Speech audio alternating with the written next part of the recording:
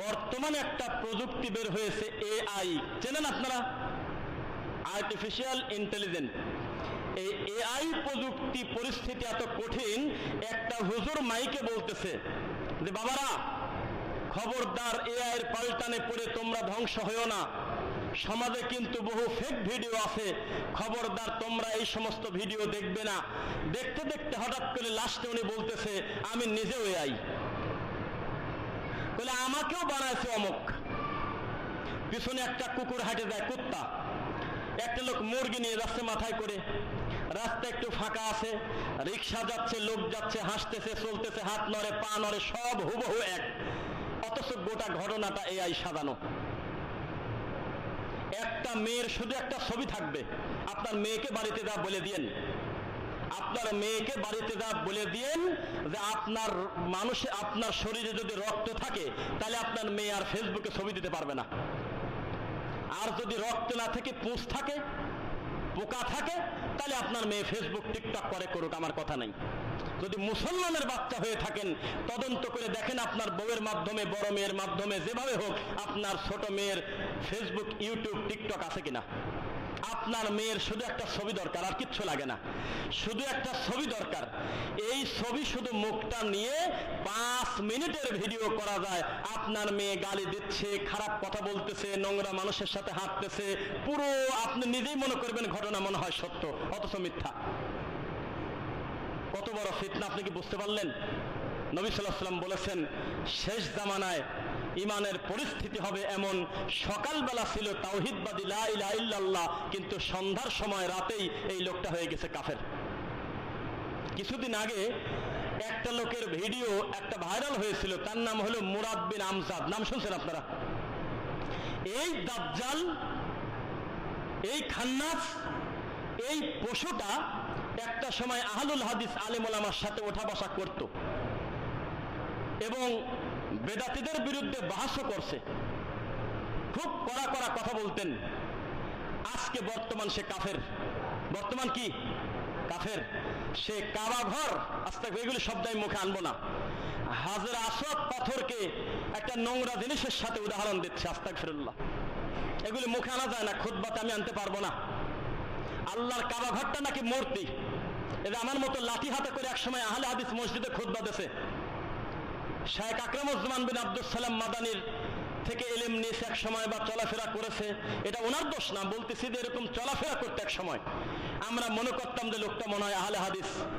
কিভাবে শয়তান মানুষকে ধোঁকা দিয়ে পথভ্রষ্ট করে, এই সময় বর্তমানে সে হলো কাফের।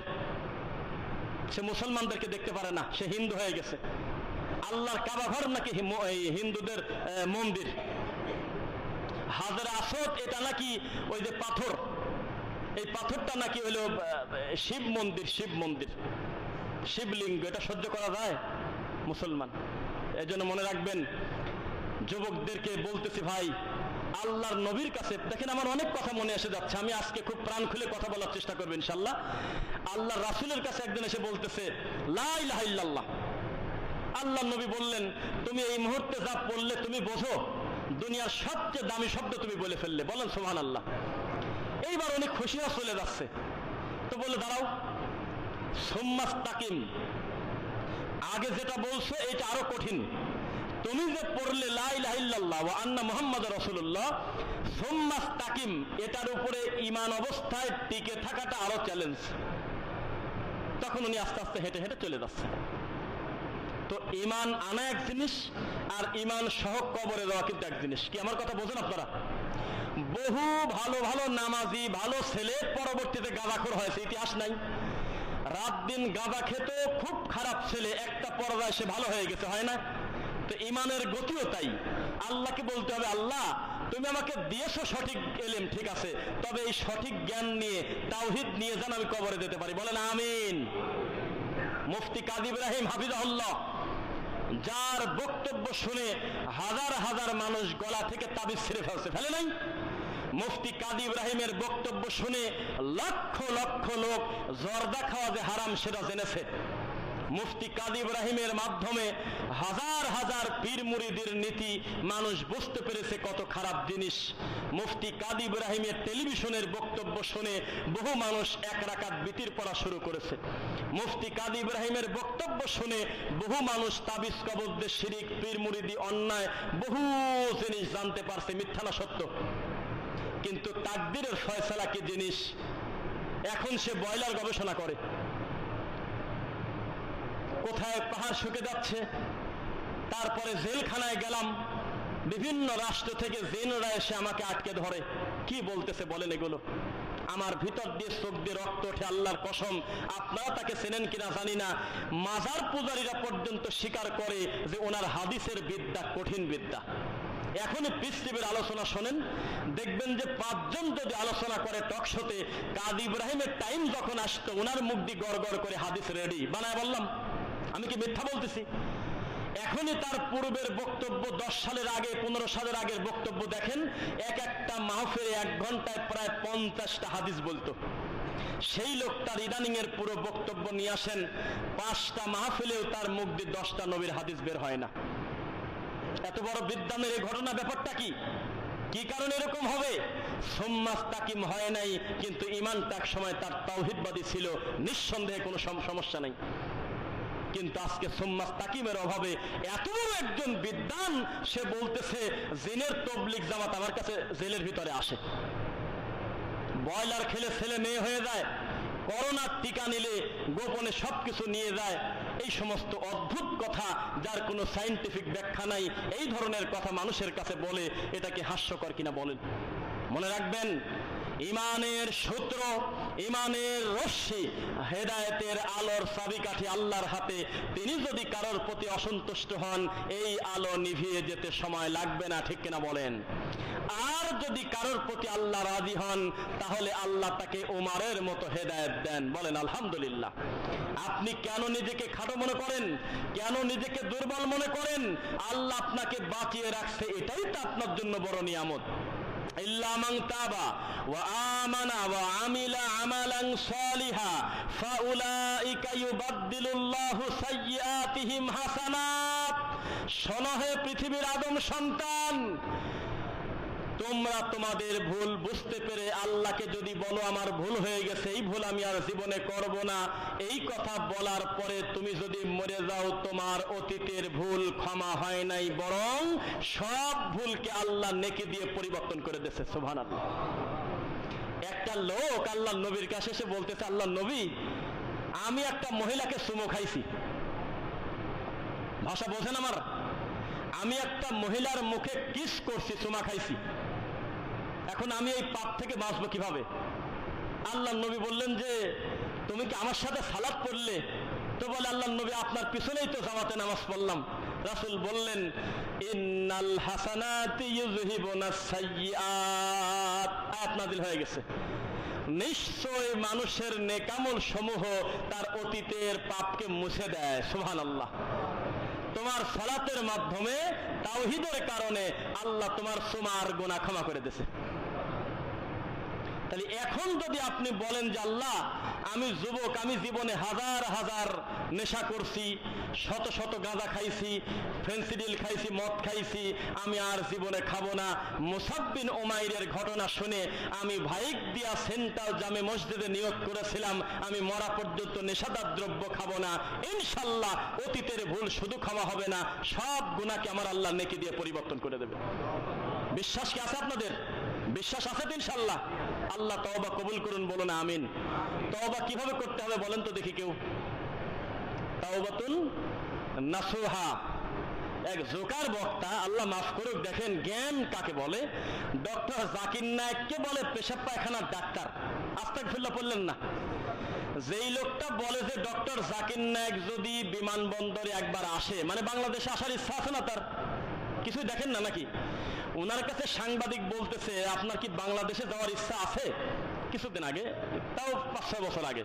তো উনি বললো, আমার মনে খুব আশা, বাংলাদেশের মানুষ আমাকে খুব ভালোবাসে, আমার অনেক ফলোয়ার, আমার মনে বড় আশা আমি বাংলাদেশে একবার যাব। এটা উনি বলছে। কি কেউ সাক্ষী নাই? হ্যাঁ, দেখছেন না? তো আমার খুব ইচ্ছা আমি যাব। কিভাবে যাই?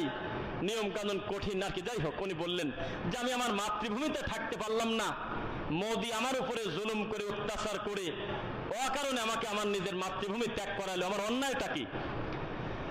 সেই মানুষের নামে আমাদের এক কুয়াকাটি হুজুর বলতেছে সেই দিন যে ডক্টর জাকির নায়েক যদি বাংলাদেশে আসে তাহলে আমরা হক্কানি উলামায়ে কেরাম, আমরা হলো বাংলা কি বলে শাহজালাল বিমানবন্দর আমরা ঘেরাও করব।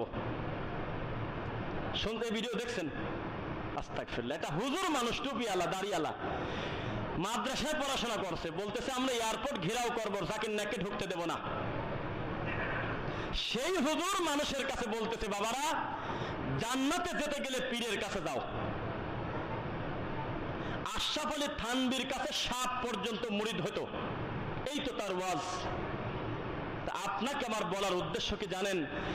এই ডক্টর জাকির নায়েকের আজকে থেকে মাত্র 15 বছর আগের বক্তব্য ভিডিও দেখলে আপনার চোখ দিয়ে পানি আসবে। আল্লাহ, এই চোখের পলকে কয়েকদিন আগে একটা যুবক লোক একেবারে সাদা হয়ে গেল।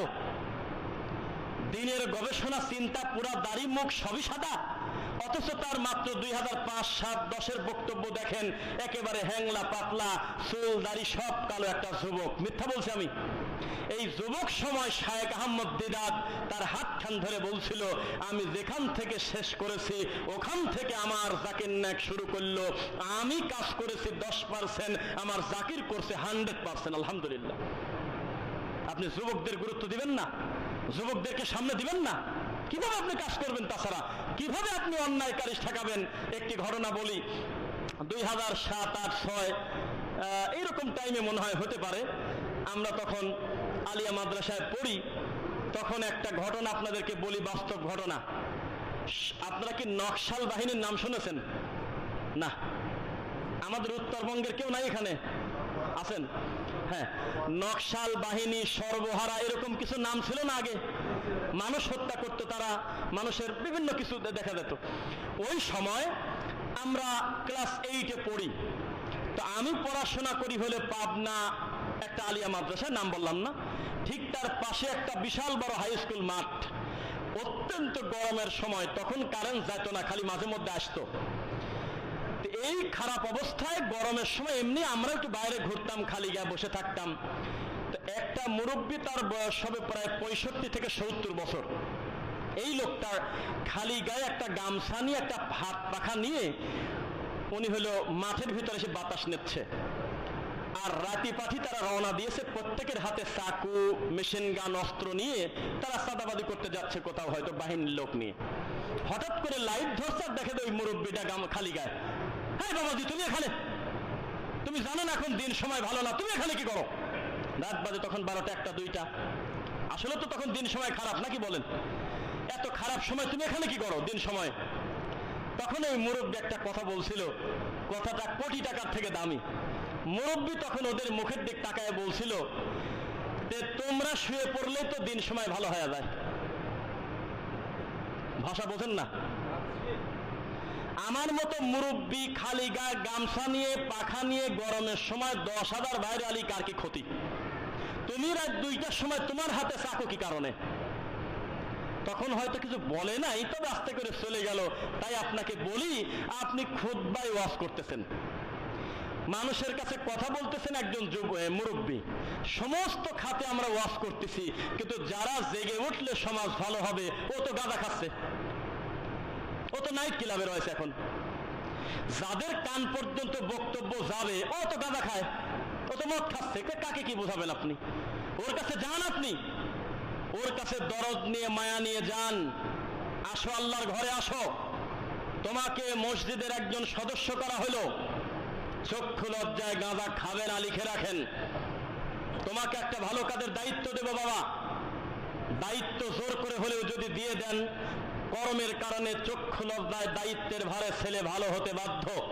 সাধারণ পদে 50টা যুবকের নাম দিয়ে দেন, এমনি সাধারণ সদস্য হিসেবে তার মানসিকভাবে এটা জানা হোক আমি একটা আল্লাহর ঘরের সদস্য, আমি একটা কবরস্থানের কমিটির সদস্য, আমি একটা কোরআনের মাদ্রাসার আমি হলো সদস্য। দিয়ে দেন নাম। দেখতেই পারেন না, সহ্যই করতে পারেন না। তোমার বাবার নাম কি? তুমি এখানে কি করো? কি বলতেছেন এগুলো? সমাজ কিভাবে ভালো হবে?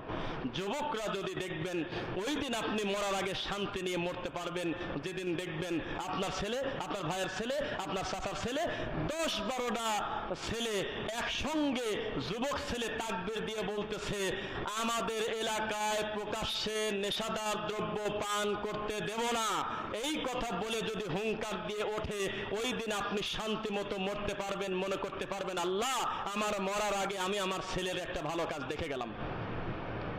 আছে এই সময় আছে এখন? এটা কি পাওয়া যাচ্ছে? বলেন না কেন? তাহলে এই উদ্যোগ কি আপনারা নেবেন ইনশাল্লাহ? যদিও খুতবা শেষ কয়টা আমি জানি না, একটা 15তে মনে হয় না, হ্যাঁ একটা 10-এ। আল্লাহ আমাদের তুমি ক্ষমা করো, আমাদের প্রতি দয়া করো, আমাদের যারা মারা গেছে তুমি তাদের ক্ষমা করো। জুমার খুতবার প্রথম পর্ব শেষ করছি। বারাকাল্লাহু লানা।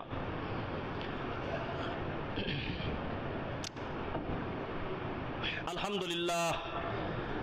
فإن خير الحديث كتاب الله وخير الهدى هدى محمد صلى الله عليه وسلم وشر الأمور محدثاتها كل محدثة بدعة وكل بدعة ضلالة وكل ضلالة في النار رب ارحمهما كما ربياني صغيرا رب ارحمهما كما ربياني صغيرا ربنا آتنا في الدنيا حسنة وفي الآخرة حسنة وقنا عذاب النار ربنا اغفر لنا ولإخواننا الذين سبقونا بالإيمان ولا تجعل في قلوبنا غلا للذين آمنوا ربنا إنك رؤوف رحيم ربنا لا تزغ قلوبنا بعد إذ هديتنا وهب لنا من لدنك رحمة إنك أنت الوهاب ربنا فاغفر لنا ذنوبنا وكفر عنا سيئاتنا وتوفنا مع الأبرار ربنا ما خلقت هذا باطلا سبحانك فقنا عذاب النار اللهم أعز الإسلام والمسلمين في فلسطين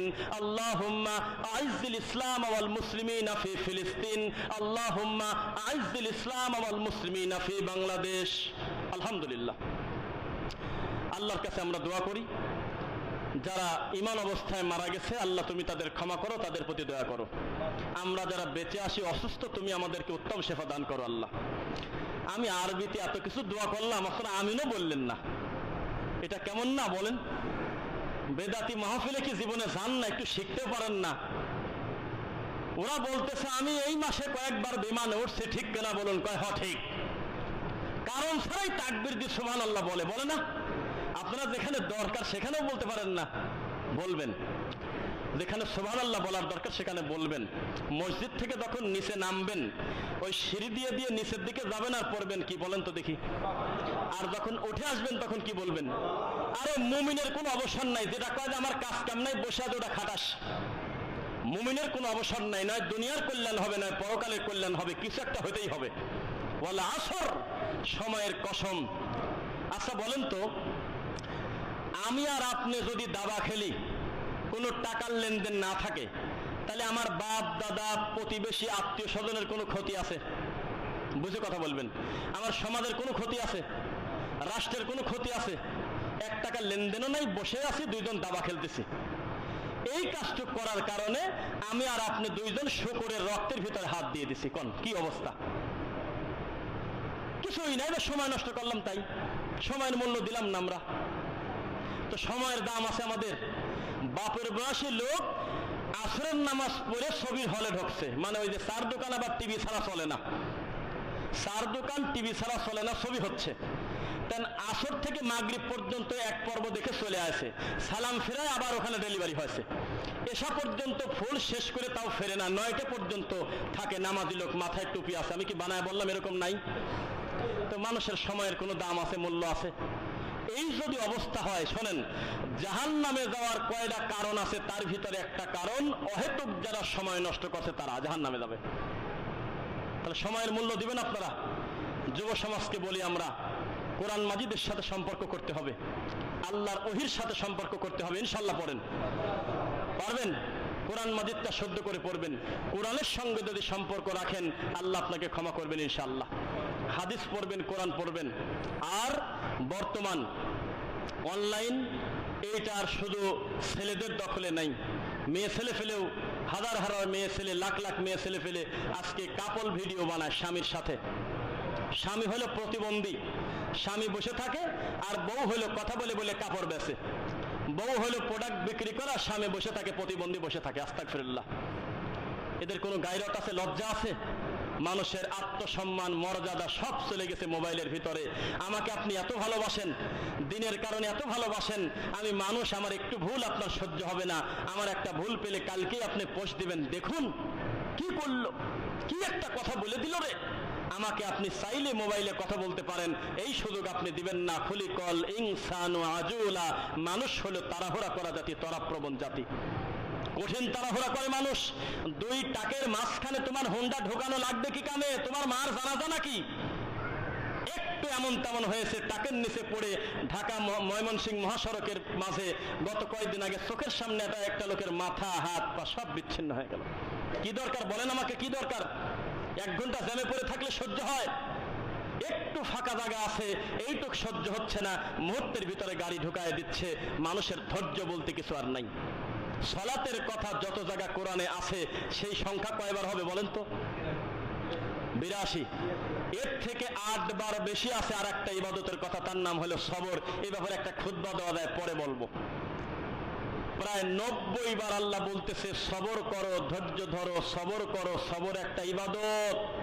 এই সবর আমাদের ভিতরে নাই। মানুষের সময় নাই হাতে, মানুষের টাইম নাই। দেখতেছে সামনে টাক, তাও কয়দের রিক্সা জোরে চালা, কি করবে রিক্সাওয়ালা?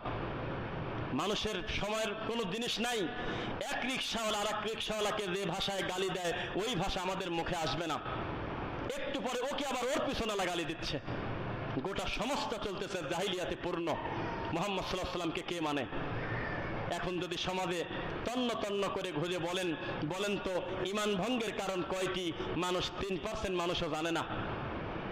তো কাকে কি শিখাবেন? খুব দ্রুত আমরা অফিসিয়াল ভাবে আমরা স্ট্রিট দেওয়া চালু করতেছি, বলেন ইনশাআল্লাহ। চলন্ত ব্যক্তিকে ধরে আমরা দিনের প্রচার করব এবং এই ভিডিওটা ধরে লাখো মানুষের কাছে চলে যাবে, মানুষ শিক্ষা গ্রহণ করবে। আমি আর আমার এক বন্ধু এখানে আছে, আমরা একটু খেয়াল করবেন, উত্তরা দিয়াবাড়ি নাম শুনছেন? মেট্রো রেলের পাশে আমরা একটা জায়গায় চা খাচ্ছি। তো ঠিক তার পাশেই 4-5 জন লোক একজন একজনকে কি গালি দিচ্ছে তার মুখে আনা যায় না। খুব নোংরা ভাষায় গালি দিচ্ছে, মোবাইলে এমনি, এবং কেউ অস্বাভাবিক মনে করেন না। মুরব্বী, দাড়ি ভরা, মুখে হাসে, খুব গালি দিচ্ছে। তো একটু পরে সালাম দিয়ে বললাম যে ভাই আমরা একটু কথা বলতে পারি? হ্যাঁ বলেন। কি করেন? তো কাজ আমরা মাটি কাটি। কি কাটে? মাটি কাটে, লেভার, রিক্সা চালায়, মাটি কাটে। মাটি কাটা বুঝছেন নাকি? তো বললাম যে আরে এই যে হালাল রুজি, কষ্টের রুজি, 10 মিনিট মাটি কাটলে এখানে অধিকাংশ লোক শুয়ে পড়বে। আর এই কাজ করে সে রুজি অর্জন করে, এই হালাল টাকা অর্জন করে, আর এই জোহরের নামাজের আজানের টাইমে বিড়ি খাচ্ছে, আর হলো খিলখিল করে হাসে আর গালাগালাজ করতেছে, কারণ ছাড়াই গালি দিচ্ছে। এমনি এই অমুকের বাচ্চা, মানে ও মনেই করতেছে আমি কি করলাম। তখন তাকে আমরা বুঝালাম, আপনি কি জানেন যে হালাল রুজি কত বড় নিয়ামত আল্লাহর? এত কষ্ট করে আল্লাহ আপনাকে সুযোগ দিয়েছে কয়টা টাকা রুজি করার।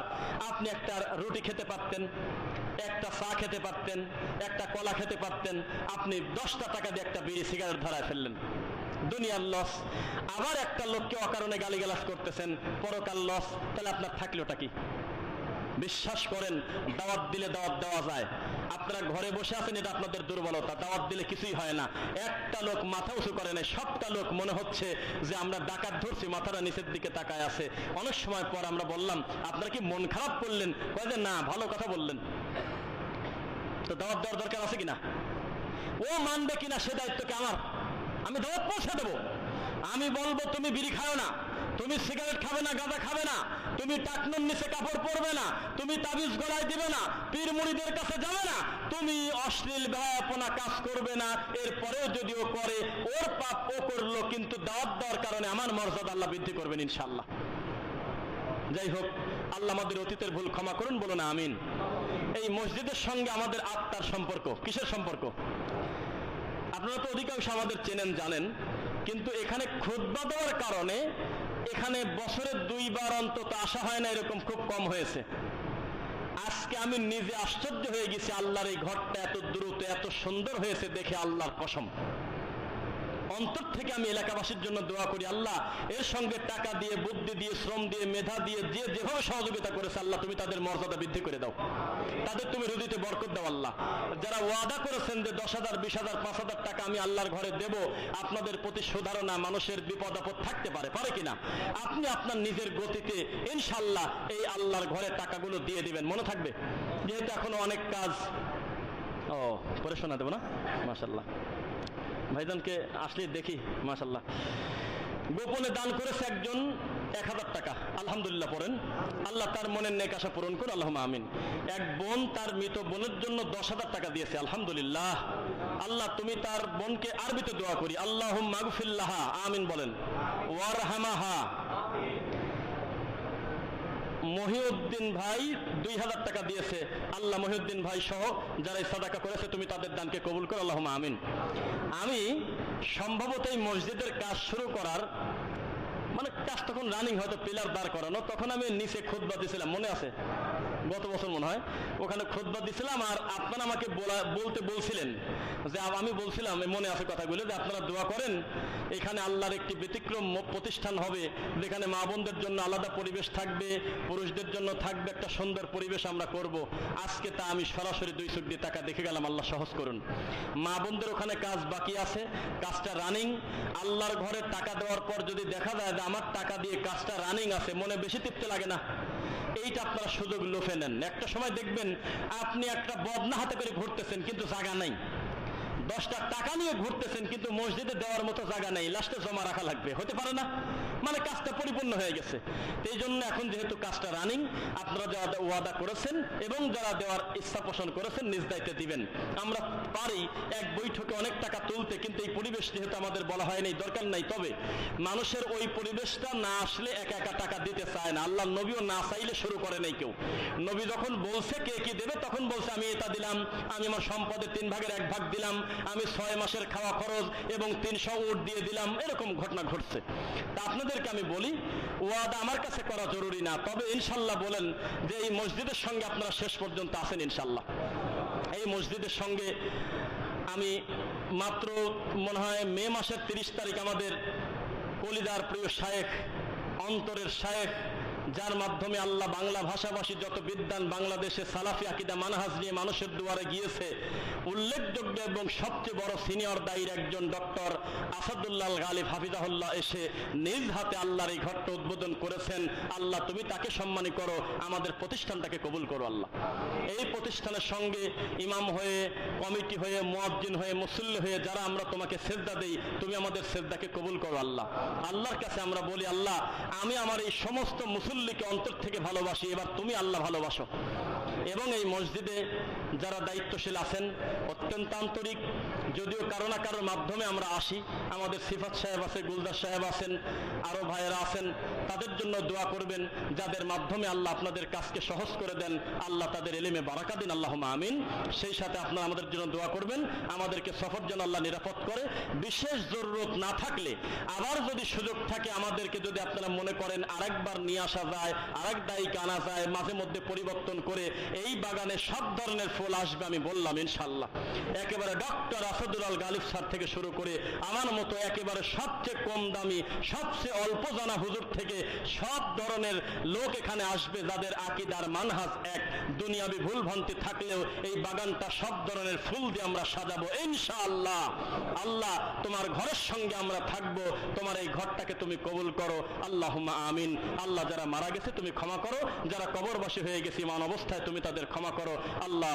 সুবহানাকাল্লাহুম্মা বিহামদিক, আশহাদু আল্লা ইলাহা ইল্লা আনতা, আস্তাগফিরুকা ওয়া আতুবু ইলাইক।